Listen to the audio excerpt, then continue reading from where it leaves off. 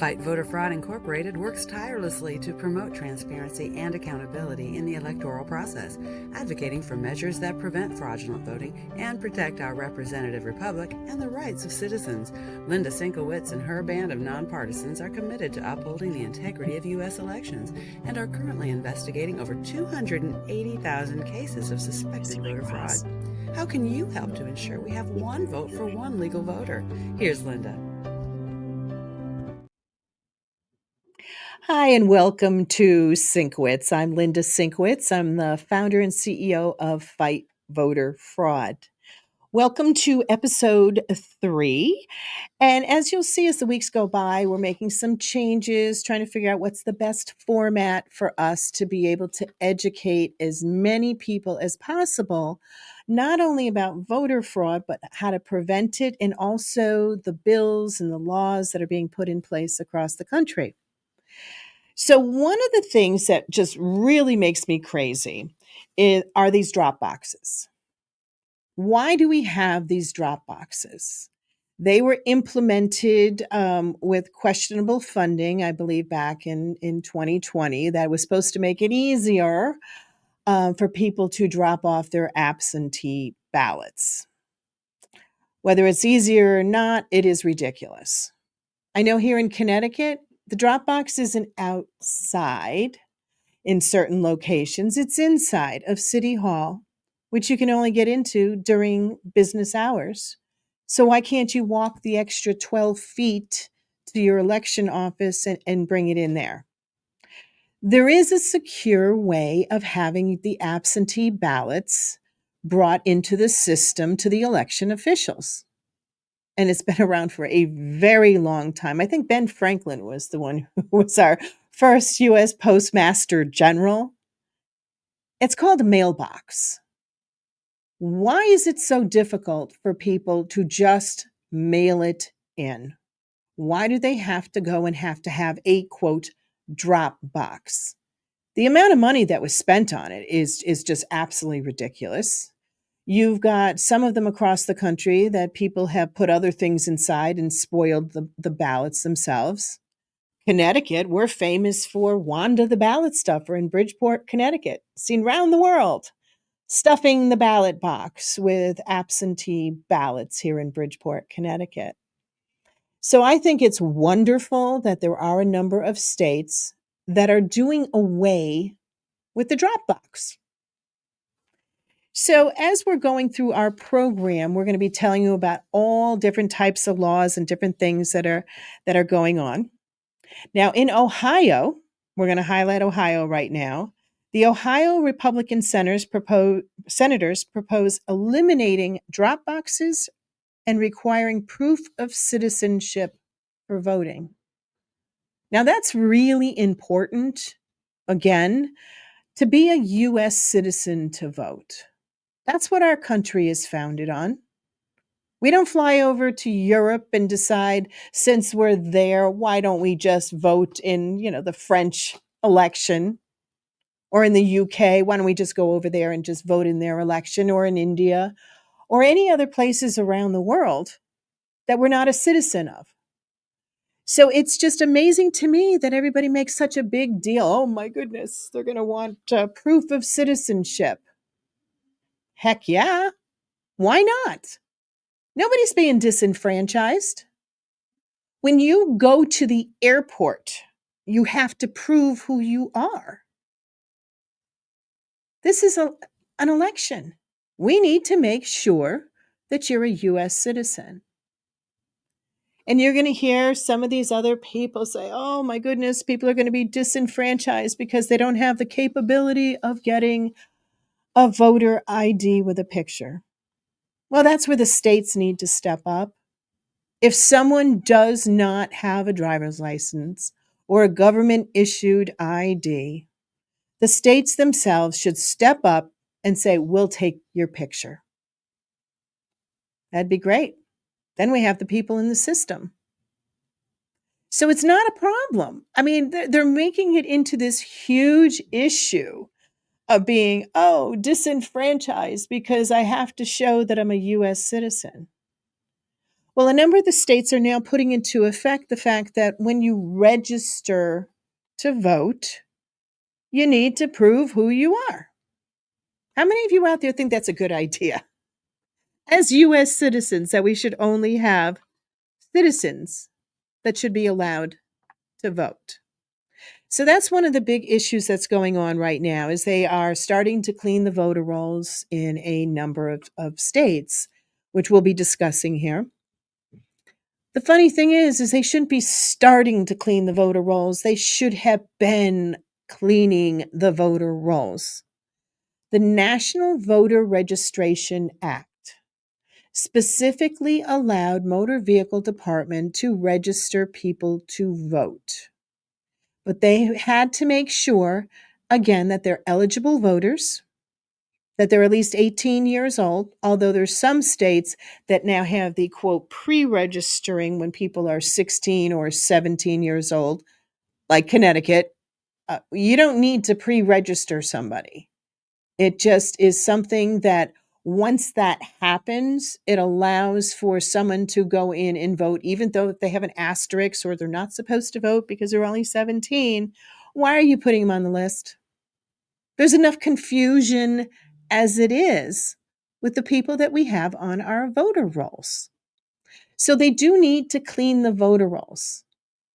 And clearly there are many states in violation of not cleaning the voter rolls themselves, along with the Help America Vote Act also reinforces the fact that they're supposed to be qualified electors, 18 years old, and they need to live in that community. There are some exceptions. We have the UOCAVA votes. Those are for people who are out of the country. Those are for our military. There is an exception to a rule when somebody who is a U.S. citizen moves, say, to Denmark. They can still vote in the United States only during a presidential election at the last known U.S. address. So some of you are going to find that somebody else is listed at your address, but they actually haven't been there in years and they live out of the country. Yes, they are allowed to vote, but only in presidential elections, which kind of makes sense. Would you want somebody who's living in Denmark now to be voting on your local dog catcher or your planning and zoning or your board of ed? So that's, one of the very basic things that we have. And we do see a number of states that are actually implementing that, as well as the SAVE Act. Again, we want to make sure that we only have U.S. citizens voting. Now, I know DOJ has uncovered something like well over 2 million illegals. Yeah, I'm not politically correct. Illegals. You come into our country and you don't do it in a manner that our government has set up and has had set up for maybe over a century, yeah, you're an illegal.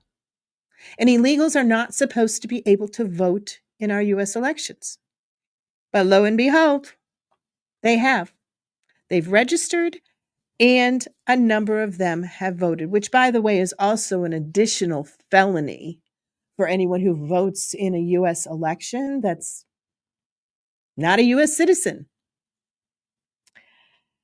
Now, just a little sidebar on this with U.S. citizens. Do we want people to become U.S. citizens? Absolutely.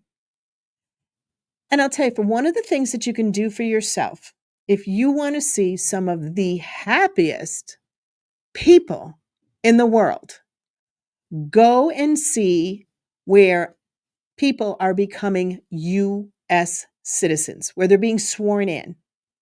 6-7 years ago, I was able to do that because my daughter's friend from Bosnia, and he'd been living here for 9 years, he had his green card, was becoming a U.S. citizen. Does it take a while? Yeah, it does take a while. But that day, there were 56 different countries represented. I have never seen so many smiles and American flags from so many different people. It's incredible. That's what America is about. They wanted to become US citizens so bad. They did it legally. They waited their turn. They took the test and are now US citizens. I think that's great. Some other people think that you can cut the line. And just because somebody has some difficulties and they want to take care of their family, it's okay if they break the laws, cross the border, vote in our elections. It's not. It's not. And it is just really something, even though we have people who are starting to get the idea that we do need to have US citizens only voting, and we have the different laws that are being put into effect across the country. And we have our commander in chief as well reinforcing that. It's just funny, I think, because it's, I don't know, common sense. Common sense. We're not trying to disenfranchise anybody. Let's just follow the law. So we do have, like Oregon. I think that's the way you say it. It's Oregon. Their voter registration efforts stretch back further than the DMV officials initially indicated, which means they had a lot of issues when they were registering people to vote, and they did register people who were not US citizens to vote. So they have 13 new cases that they found. They had already turned up 118, but they have another 13 on top of that.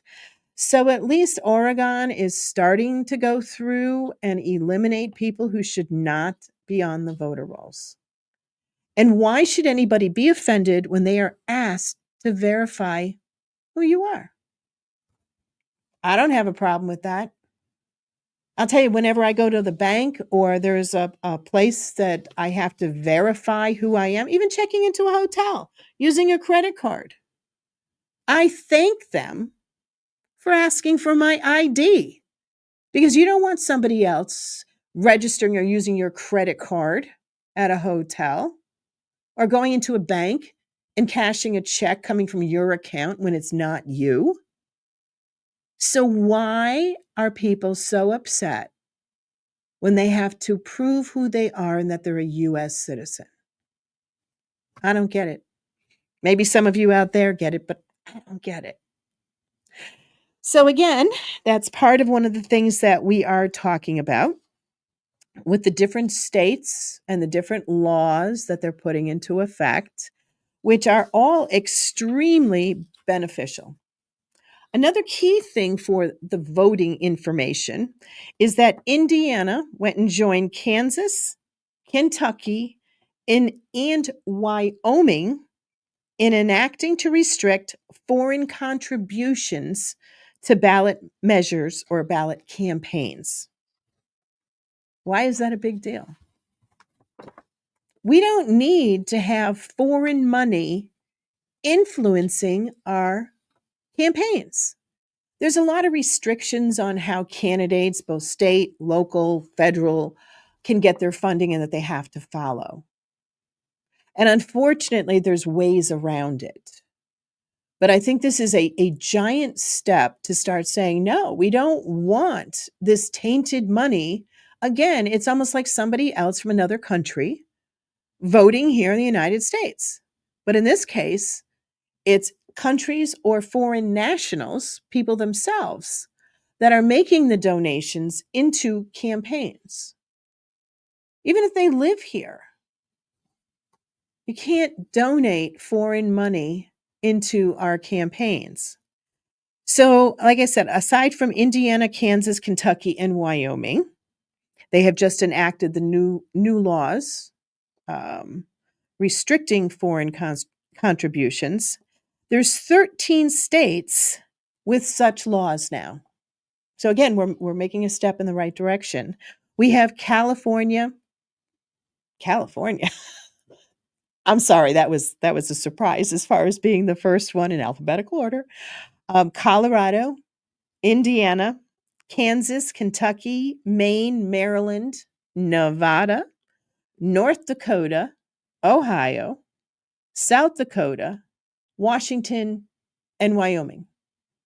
If you're one of the states not listed, talk to your legislators. We need to make sure that it is not being contributed to by foreign nationals. So we have, like I said, those 13. Now, as far as what is going on in Nevada, we have like sort of good news, bad news with Nevada right now. So Nevada's Secretary of State is canceling 160,000 voter registrations in their latest cleanup. Do we think that's a good thing? Oh, I do. I'm sure most of you do. This is making sure that, again, only U.S. citizens are on the voter rolls. People who have moved are no longer there. So the Secretary of State's office is saying how they're being very transparent, secure, and accessible for our elections. They're taking it very seriously. And that's from the Secretary of State, Francisco Aguilar. Now, again, he is the Secretary of State in Nevada. And they're basically saying how they're going to be streamlining and their management system, everything for the voters. Is that great? Yeah, of course it is. But there's always a but in there. So Nevada has also been pushing this other particular law, the HB 534. It's supposed to do a whole bunch of different things in cleaning the voter rolls and making sure everything moves quickly. But apparently it's kind of circumventing a lot of safeguards that you want in there as far as the security, which, according to a few people, is ripe for hacking, manipulation. Can anybody say Dominion machines? I mean, we really don't want to be doing anything electronic anymore in voting. It's common sense, because then the votes can't be manipulated. We do not want to be using a system that we don't know how it's been screened or where the data may be going. So that was just one of the things in that particular law. Another thing is that they want to rename the provisional ballots to conditional ballots. Some of you are probably thinking, well, what's the big deal? Well, the big deal is that, do you realize how many manuals and training materials and documents have to be changed in order for them to be compliant? It's the same thing. Provisional ballot, they're just going to call it by a different name, which again is one of those things that I think is sort of a waste of time, our taxpayer dollars. And instead of publishing the election information or notices in the newspaper, this bill just wants it to be on social media and on the website. I'm sorry. What about our seniors? What about the people who are the backbone of our country that have been voting for decades? All of a sudden, we're just going to switch everything to electronic? Granted, I don't read a newspaper anymore as far as holding it in my hands, but I do read it online. My parents still get the newspaper. They're in their 80s, upper 80s. They still read the newspaper. And I'm sure a lot of other seniors out there still read newspapers. So the fact that they want to completely eliminate putting it in a newspaper, because what? How much is it going to cost? Some newspapers, yeah, it's probably, expensive, $200-$300. Talk about disenfranchising people. That would be an issue that I would draw attention to, that you're disenfranchising the seniors that don't utilize social media. You can do it in addition to, but not replacing. So again, we have lots of good ideas and then not so good ideas. And a lot of them are even mixed in with certain bills that are being pushed forward. And then you have all kinds of crazy stuff that's going on out there. Like for Georgia. Now, From what I understand, Georgia has two separate times that the legislatures are in session. And I guess this one here, this is just the most recent one. Election rule changes stalled before Georgia lawmakers adjourned and ensured for 2026 midterms. So the election bills that were being put into place in Georgia, all of a sudden, were stopped. So I guess the Lieutenant Governor, Burt Jones, sent senators home a little after 9 p.m. on April 4th. It not only seemed to catch many senators off guard, but it also briefly left the House in disarray. The abrupt ending likely killed the main election bill's chances in 2025, raising questions about new rules could be put in place before the 2026 election. So like I said, there's a lot of different things going on, and then all of a sudden with an abrupt stop. But I'm sure in Georgia, they will be pushing forward, maybe even in special session, I'm guessing, or at least I'm hoping, because we really need to start putting stuff into place. We have the 2025 midterms coming up, or mostly, a lot of them are local, but the 2026, midterms that are coming up. And it's going to take a lot of time and, of course, money to put a number of the initiatives in place to make it a secure election. So what we are doing here at Fight Voter Fraud, besides doing the deep dives and proving people who have violated election laws, I am extremely grateful that I now have the opportunity to talk to the public and keep you informed as to what is going on. And there's a lot going on. Now, one of the organizations I wanted to tell you about was the organization where Ken Cuccinelli is the national chairperson. And some of you are going, where have I heard that name before? He is the former Attorney General of Virginia, and he was the acting deputy of Homeland Security during Trump's first administration. So he is with an organization, and they're called electiontransparency.org.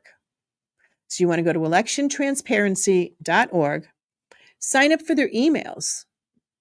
Every single day, they have a list of 4, 5, 6 different stories that are going on across the country in regards to election voting, drop boxes, and they're all different states, and they're a wonderful source. So our time is kind of getting a little short, and we want to get to a feature that we will be having on every single show, and it's called Vote Notes. Vote Notes is where we highlight a particular story. Now, Arizona is beginning to remove as many as 50,000 non-citizens from voter rolls following lawsuit. 50,000. Did we know that they were there? Yeah, heck yeah.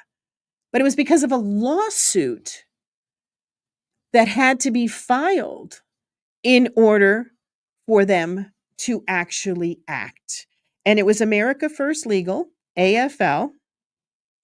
Their senior counsel is James Rogers, that they had a successful lawsuit enforcing Arizona to clean their voter rolls and follow the law.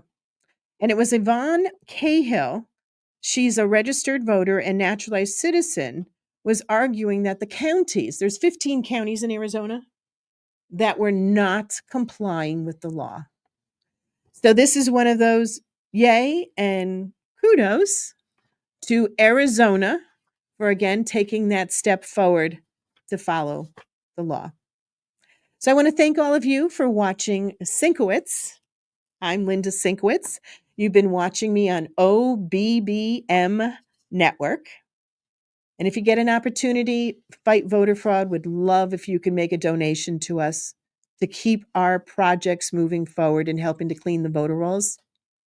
If any of you have any ideas or would like to have a story read, you can email us at info@fightvoterfraud.org. Again, thank you very much. I'm Linda Szynkowicz on OBBM Network. Thank you.